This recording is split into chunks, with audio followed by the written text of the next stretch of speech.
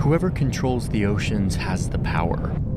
And here in the high north, a new ocean is being born.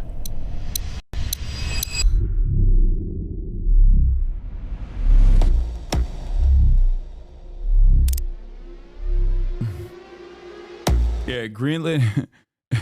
People in Greenland are killing themselves. And you know what will save them? For-profit healthcare. I'm wandering through a graveyard of American military equipment on the largest island in the world.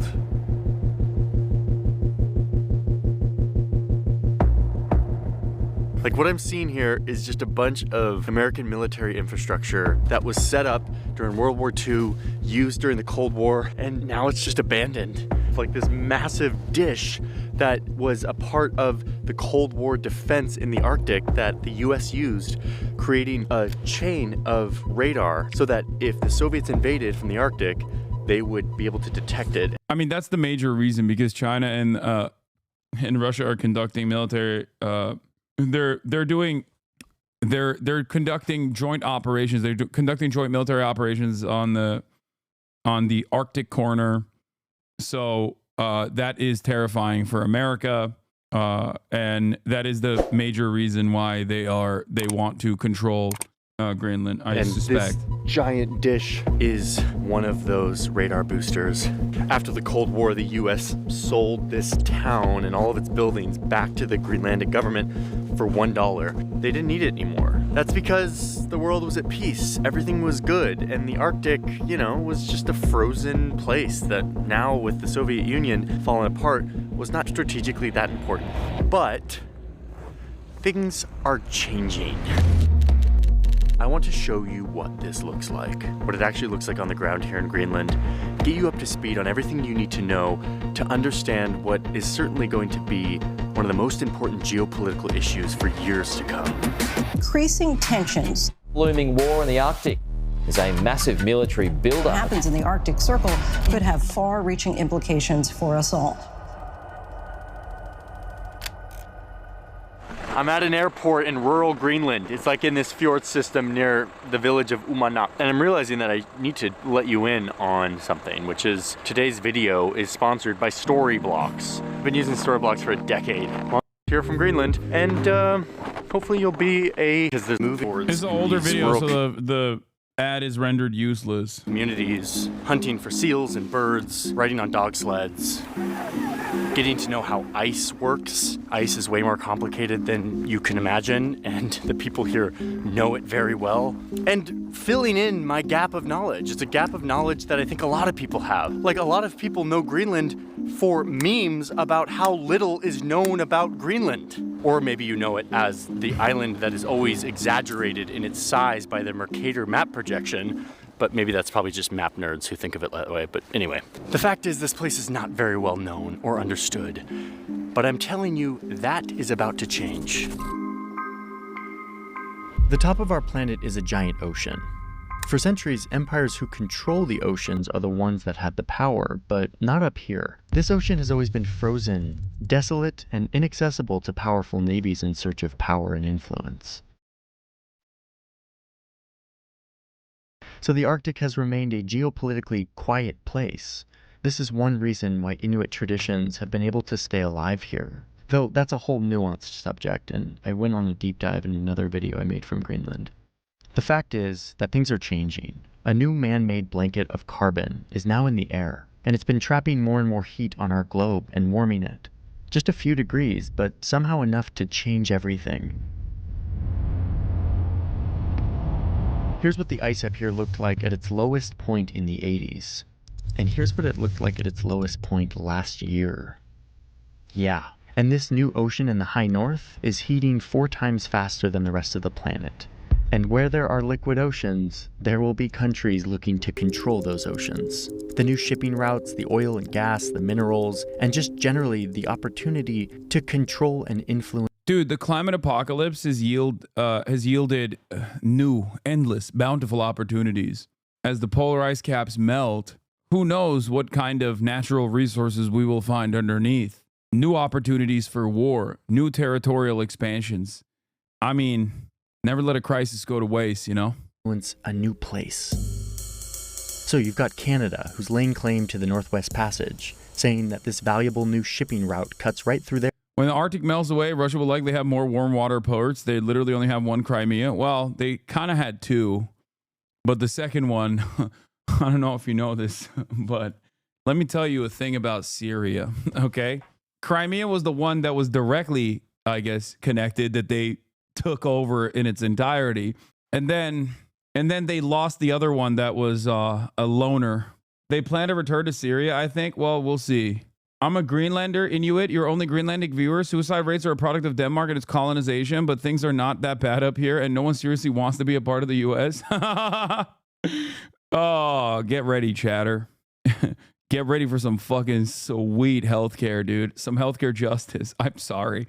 Greenland does not deserve that. Nobody does, really. Like maybe Canada, but definitely not Greenland. Their territory and should be theirs. You've got Russia with all these military bases dotting their Arctic frontier. They're also claiming all of this ocean, all the way up to the North Pole. They even put a flag on the ocean floor a few years ago. The US is spending over $1 billion to buy and build icebreaker ships to patrol the Arctic. And even the rising superpower China, a non-Arctic nation, is trying to get in on the influence up here, working with their ally Russia to create an ice silk road, investing $10 billion in projects across the Nordic region. They want to control over Greenland so they can plunder the Arctic. Remember, Pompeo's melting ice is opening up new routes for shipping. Greenland gives them greater claim to Arctic Council authority. No coincidence, he's also talking about Panama Canal control at the same time. If you can't keep up with the other cards, you just gain control over the roads. Beautifully put. Succinct. So yeah, lots of activity happening all over this region. I've just scratched the surface on a few highlights. Especially if you can't keep up with the other cars and the other party, the major competitor, is also taking a lot of initiative in controlling the roads as well. But the fact is the Arctic is getting a lot of attention, and one major focus is here in Greenland, a place that has been pretty ignored by great powers. Until there's something they need, or there's something to gain, which is exactly what's becoming the case as the ice melts and this new ocean appears. What's your reply to those who say if the USA doesn't, they will? Yeah, they will. I say, so what? One of the funniest aspects of like American imperial dominance is that it's presented somehow as though it's like unimaginably beneficial to the average person when you live in the heart of empire and you can't even get fucking free healthcare. Like, what are we talking about? What the fuck are we talking about? It doesn't make sense. Like, you don't even get the benefit from America's dominance all around the fucking planet. And you're over here acting like you have an investment in America's continued dominance over the world. The idea is that if someone else takes control over it, then they will do to us what we've done to them. There's not a lot of evidence to suggest that that would happen. That's number one. And number two, like, think about the ways that people in China currently exist. Like, do you think their lives are fucking horrifically dominated? Are they treated like the global south? Do you think that America will be treated like the global south? At most, it'll be like England. Okay, I take that back. That's a fate worse than death. I've realized that is actually really bad. Never mind. Oh my God, we could be like England. Are you a global superpower looking to project influence in the newly opening Arctic? Look no further than Greenland, the gateway to the Arctic Ocean. Most of Greenland, conveniently within the Arctic Circle. This is why it was the chosen jumping-off point for Arctic explorers who were trying to be the first to reach the North Pole in the early 1900s. In fact, the US recognized that this massive island was a smart geopolitical location a long time ago, convincing Greenland's colonizers to help them evict an Inuit community so that they could put an airbase up here. The top of the world turned out to be a perfect location to traverse their growing empire and to spy on the Soviets during the Cold War. They even had nuclear weapons up here for a time. And it wasn't just one base. Over the course of the 20th century, the US set up a handful of military bases in Greenland. They used this island to put up these massive radar systems, which would serve as early warning in case a Soviet invasion came from the north. And now it just looks like a full-blown prop from a Star Wars movie. I mean, look at these.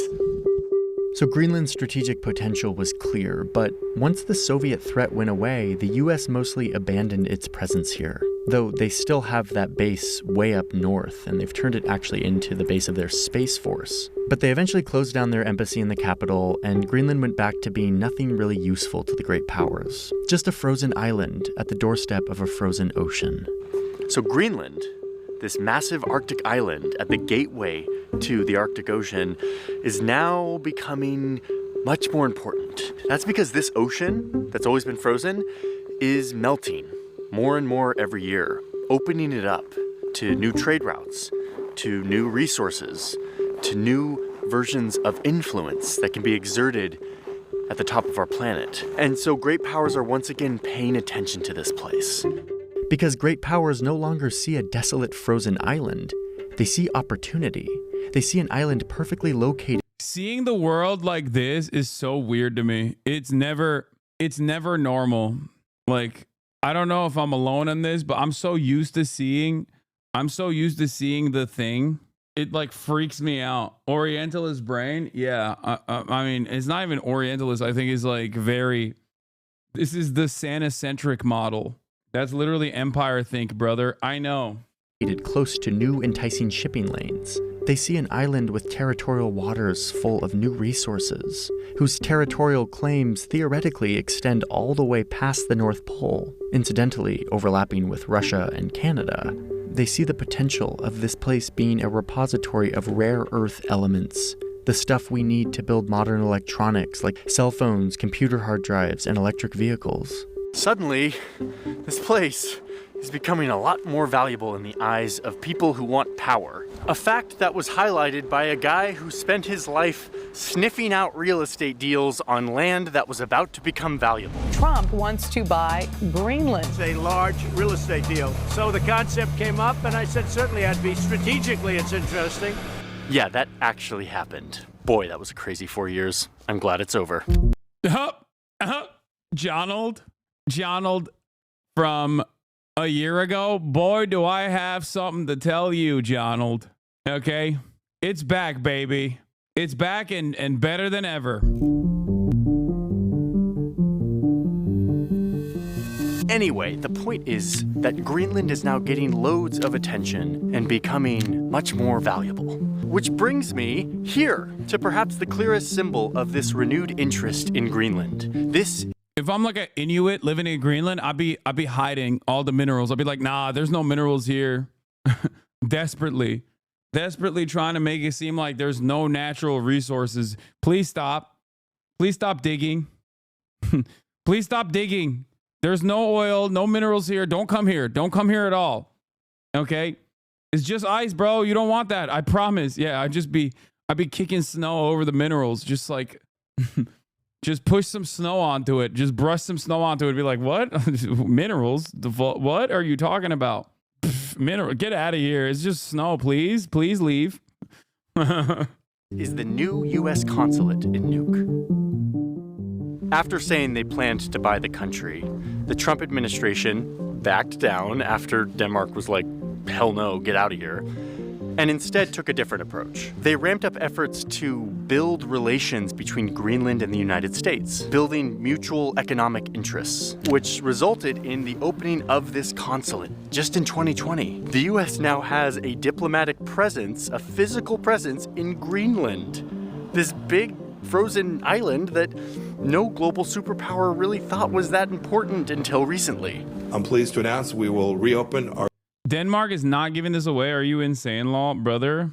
I don't think it's about what Denmark wants or needs. I think if there's enough, I'm sure Iraq didn't want to be invaded either, you know?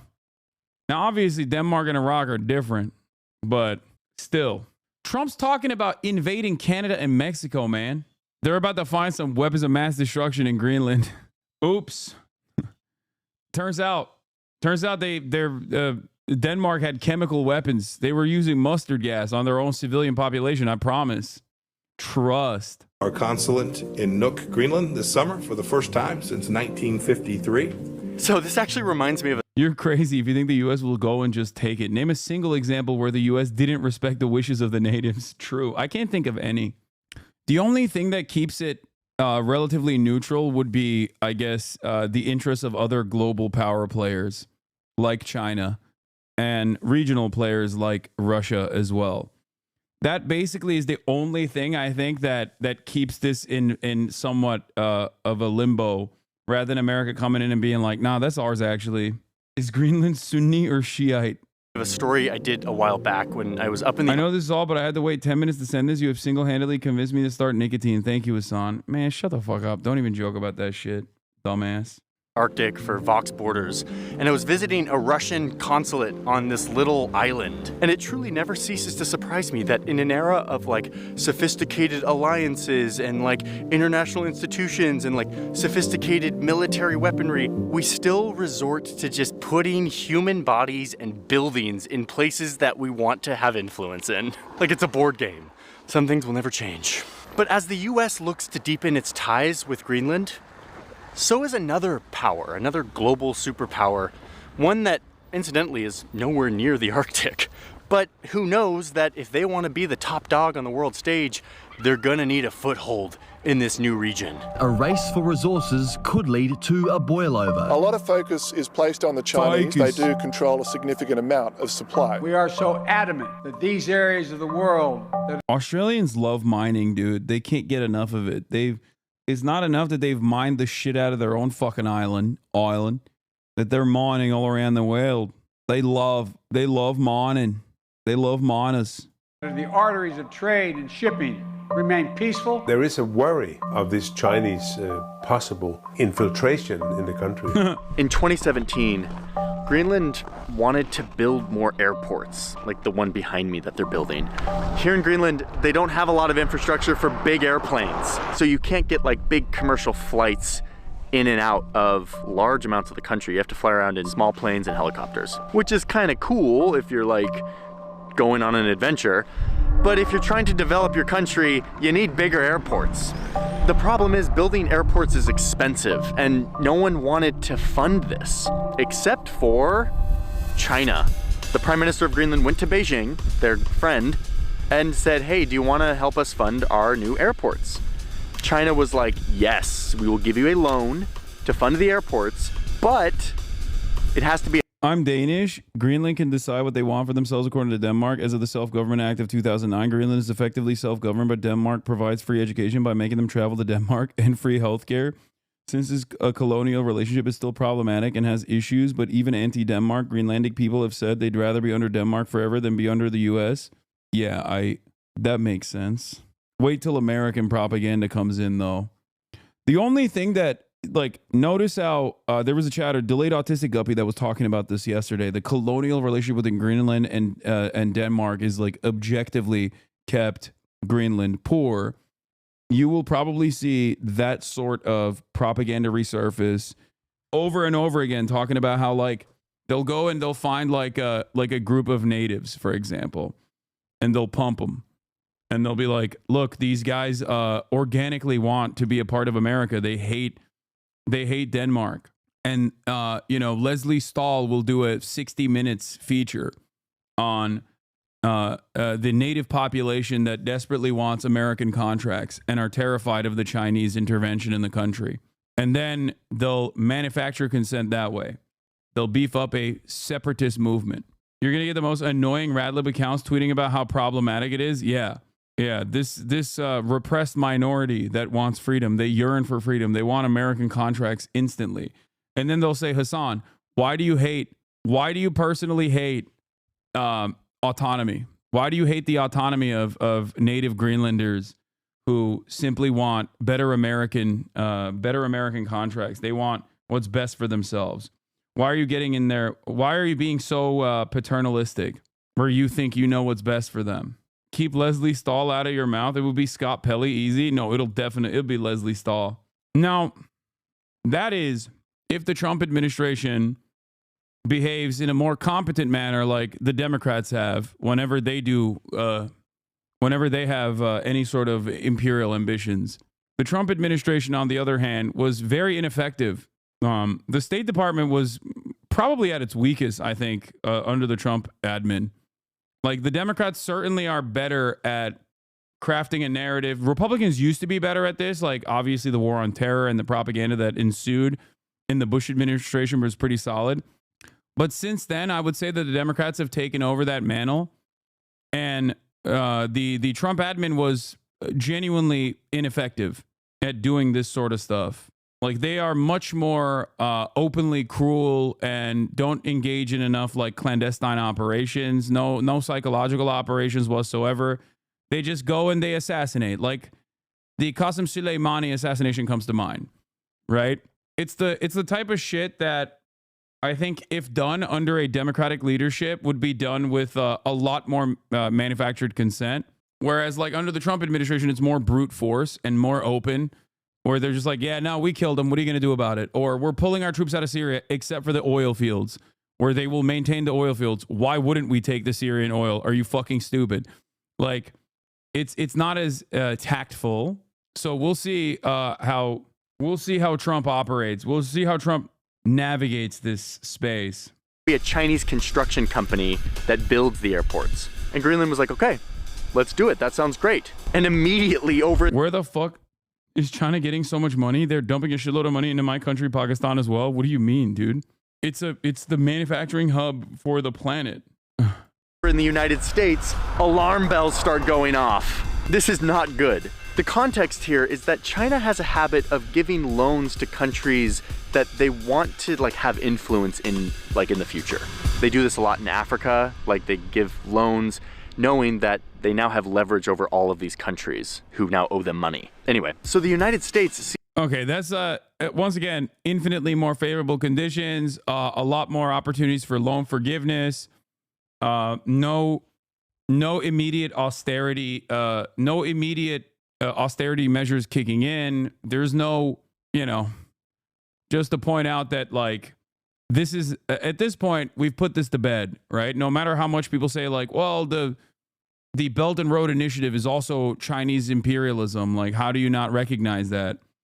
And the attitude that people have demonstrated against China engaging in any sort of development initiatives, doing any sort of soft power stuff around the globe, has now been put to bed. Foreign Policy Magazine and many other, like, overtly right-wing pro-empire think tanks have recognized that the debt trap that the IMF and the World Bank have offered the global south is no longer competitive now that the Chinese market, now that there's a new game in town where a lot of these people can personally get infinitely more favorable loans with a lot better conditions from the Chinese government. Something that even those who have a vested interest in the continuation of American empire have come to terms with and want the IMF and World Bank to change its ways. Sees this potential deal happening between Greenland and China and hates it. Greenland, this place that is so strategically located, that is right next to the United States, that is really a huge part of the future of global influence in the Arctic, suddenly in debt to China? No. In fact, the Pentagon freaked out and was like, what if Greenland defaults on their payments to China and China seizes the airports and starts using it for their military? A little bit of an alarmist, like, doomsday scenario.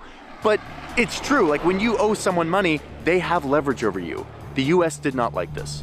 So the U.S. goes to Denmark and tells... It is very much like projection, I think, to run with that attitude. So far, it has not happened, right? So far, it has not happened. And that is the American position. It's like, well, they will do to us what we've done to them, which is a common perspective throughout history. Slave-owning whites in the antebellum thought that if black people were liberated, that they would enslave white people, that they would enact violence and vengeance against their former masters. Now, history has shown that it's usually those who had the power that seek to continue that domination, to continue to restore the racial pecking order. That's why you have the Ku Klux Klan, and that's what happened in the Reconstruction era. And yet, this is a commonly shared opinion. This is something that Americans broadly believe as well, which is that if China became the dominant hegemonic superpower, they would do to us what we have done to the global South and what we've done to China historically. If they do defaults on payments, what do you think China would do in response? Well, we don't actually have to assume what would happen in this hypothetical. It has happened many times over. China has engaged in loan forgiveness virtually every single time. Here, this is Voice of America news. Like, this is directly coming from the CIA. China cancels 23 loans to Africa amid debt trap debate. It forgave 23 of the 17 loans that it had given to African countries. And the American cope on that front was, it's because they want to still do debt trap stuff, but they just don't want Americans to be, they just don't want America to know that they're doing debt trap stuff. I think that part of the reason why they're doing this is because they also want to create secondary markets. They want to keep selling to Africa. And in order to keep selling to Africa, they need to develop Africa, recognizing that there's a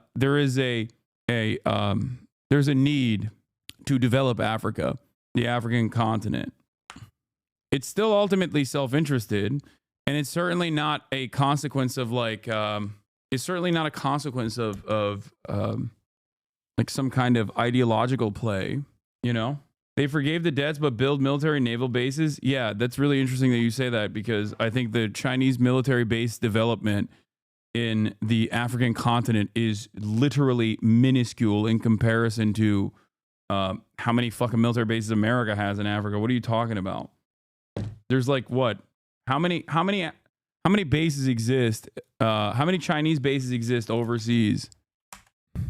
Yeah, they built their first ever overseas military naval base in 2023 in Djibouti, in 2017, sorry, on 2023, which is if you've watched enough like YouTube foreign policy videos, you understand the significance of Djibouti, where there is also obviously a US base as well. The reason for that is because of its access point into the Red Sea. If you watched a single foreign policy map-based YouTube autism account, you already know that, though. Real life lore and the like. Tells them to kill the deal. Denmark does it. They agree. And suddenly... Yeah, America has 800 confirmed military bases, like open, out in broad daylight, okay? So China literally has no motivations outside of helping people, and it's completely magnanimous. Did I say that? Point to where I said that. I said the exact opposite. I said that it's still self-interested. I didn't say that at all. I said the exact opposite. I said that it's still self-interested. They're not even, contrary to like the way that the USSR operated foreign policy, where there was at least some like ideological through line. China doesn't even have that. They're not like operating at the behest of like implementing global socialism either. There is no investment in that regard. It is simply leverage against America's crumbling hegemonic power. And the other reason, I think, and this is suspicion, this is speculation, is because they want to develop secondary markets that they can sell to. Not only are they utilizing America's dominance and colonial history to their advantage as a much more favorable lender, okay? They also, like, America has been the dominant force on the planet since even before the end of the USSR, but certainly after, right? And in that dominance, in that Western dominance, I think Western superpowers have grown comfortable and have also increased the cruelty in the ways that they subject people into debt traps, okay? Now that there is a competitive superpower, that competitive superpower can basically leverage America's pre-existing cruel conditions to their advantage. This way, they get to develop genuine allegiances with a shit ton of the planet, with massive chunks of the planet, especially in areas that are very resource rich. African countries obviously have rare earth minerals and a shit ton of raw materials necessary specifically for the future of energy. China having more favorable loans and having better relationships with these countries allows them to dominate. specifically in the field of renewable energy. It seems over time China is reacting to government action from the U.S., but I'm asking is when China does eventually take over, it seems like they won't fuck over poor countries the way America does. We don't know. I don't know that. You don't know that either. I'm not gonna say that that's what's going to happen. I wouldn't make a broad sweeping claim like that. I'm just simply reacting to what I have seen thus far. Is now funding 2/3 of these airport projects. China got rejected on these airport deals thanks to US pressure. But they didn't give up. They started setting their sights on those rare earth minerals that we talked about earlier, the vital ingredients for your phone, your computer, and your electric car. China holds a near monopoly on mining and processing these minerals. So they see Greenland as an opportunity to continue that near monopoly, but also an opportunity to access the Arctic, another place where they can compete with Western interests. It started when this Chinese corporation made a deal to fund a zinc and lead mine in the far north of Greenland. It was all going to plan until the Australian owners of this mine suddenly decided to end their deal. Oh, and shortly thereafter, they got a $650 million check from the United States to fund the project. Once again, the US blocked their rival from getting a foothold in the Arctic. Another Chinese company has had their mining licenses revoked entirely by the government of Greenland. So between this diplomatic pressure, as well as some local anti-mining political sentiment, China has been blocked time and time again from getting its foothold on this island. China's words and actions raise doubts about its intentions. Beijing claims to be a near Arctic state, yet the shortest distance between China and the Arctic is 900 miles. So yeah, the USA has made its stance very clear that they don't want China, a non-Arctic nation, to be meddling in this region, to be gaining a foothold in the gateway to the Arctic, this region that is opening up, that is becoming really important. Yeah, America, on the other hand, has Alaska. So we are an Arctic nation, you know? It is really funny for America to say this. Okay, why the fuck are you in the Middle East then, dog? Are you a Middle Eastern nation? Why are you in the South China Sea? What do you mean? Where is America not in? Okay? There is not a singular solitary place on this fucking planet that America doesn't have its tentacles in. Like, what are we talking about? It's just a little bit of self-reflection, I think, is necessary in this process, but I don't know. What the fuck do I know? And in addition to blocking China's efforts, the US has also stepped up their own efforts to get more US influence and presence in this place, to prepare for the future of geopolitical conflict. The US is doing investments on its own, investing billions of dollars in military infrastructure in this region, including a $4 billion upgrade of that air and space installation in the north. They're also committing to military training exercise within the Arctic. The US Army has been sending their soldiers to train in Arctic-like conditions, to mimic what conflict might look and feel like in the high north. The US government is offering millions of dollars in aid directly to Greenland to help them develop their mining and tourism sectors. So yeah, once again, we see the struggle for influence playing out between great powers in all of these kind of hard-to-see battlefields. Loans, infrastructure, blocking trade deals, diplomatic pressure, military presence. This is kind of the flavor of modern conflict. I mean, not the Russian flavor of modern conflict, but like the great powers conflict plays out in these other ways, these hard-to-see ways, these bureaucratic, systematic ways. But who cares about these big superpowers and what they want for Greenland? I came to the capital Nuuk to talk to my friend Kupanuk about what Greenlanders actually want. After all, this is their island. They should decide how it's used and by whom. So we are not just looking at the Western world through Denmark anymore, but we'll see more globally. So we're starting to realize more and more how lucky we actually are. That's super interesting. It turns out that about half of Greenlanders actually think it's a good thing that China is increasing in its power and influence around the globe. But when you ask them specifically... Shut it down. Shut it down. Johnny, don't say that. Johnny, you're supposed to do the opposite. Johnny! About China investing in Greenland, they're more hesitant, with nearly 70% saying that they oppose thank God. foreign... Okay, thank God. Okay. No. He's good. He saved. Okay, we're safe. I was worried for a second that his contract was going to dry up, saying stuff like, "Oh well, half of the island natives are pro China, but 70% of them hate Chinese investment." Foreign investment from China. But a country like Greenland, which has such a fraught history with colonizers, also has reservations about Western interests here too. And a lot of injustices have been and are still being done in colonial and decolonial nations. More and more things are just being shown now because people are more aware of their rights and more aware of the rights that are being violated. So Greenlanders are waking up to their power in this situation, waking up to the leverage that they have in this new global competition. And while they might have their concerns about China and the West, they're looking for the best deal for their country. The first ones must be our closest friends and like. Where is the other? Why didn't he mention what level of what percentage of Greenlanders love American investment? I'm sure it's significant. It's like 98% of Greenlanders actually want American investment. Famously, things that the wokes don't want you to know or hear about. Minded nations. And then if other countries want to invest in Greenland and in our way, we are open for business. So as we move into this new era of great power competition, the map is changing in unexpected ways.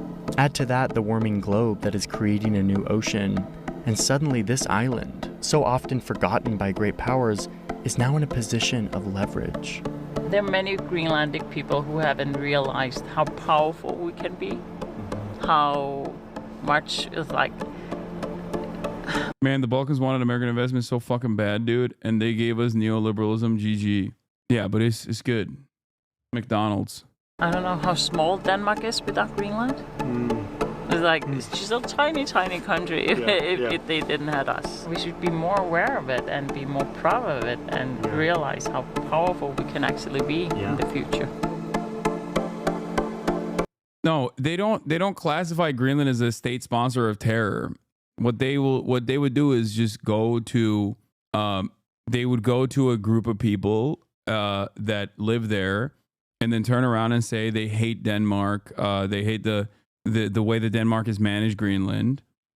And they would say that these guys actually also are very skeptical of China and don't want Chinese intervention in their country, and that they want American they're much more favorable to American investments in the country. That's the way I would cut propaganda. I'd say that the way to do this would be saying that they hate Chinese investment, they're skeptical of Chinese investment, and that they actually are very open to American investment. The Danish government has announced a significant increase in defense spending for Greenland, coinciding with US President-elect Donald Trump's renewed interest in purchasing the Arctic territory. Danish Defense Minister Troels Poulsen stated the package would amount to a double-digit billion in Danish krone, equivalent to at least $1.5 billion. He calls the timing of the announcement an irony of fate. On the same day, Trump described Greenland as an absolute necessity for US security and control. Greenland, an autonomous Danish territory, is strategically vital, hosting a major US space facility and situated along the shortest route between North America and Europe. The territory is also rich in mineral reserves.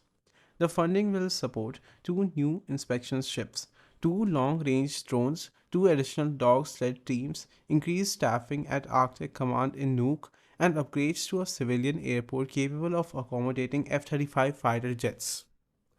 Poulsen emphasized Denmark's overdue investment in Arctic defense, with Danish media estimating the package at 12 to 15 billion krone. Meanwhile, Greenland's Prime Minister rejected Trump's remarks, asserting that we are not for sale, while expressing openness to trade and cooperation. If you found this video interesting, then make sure to hit the like button and subscribe to this channel for more videos like this, and thanks for watching.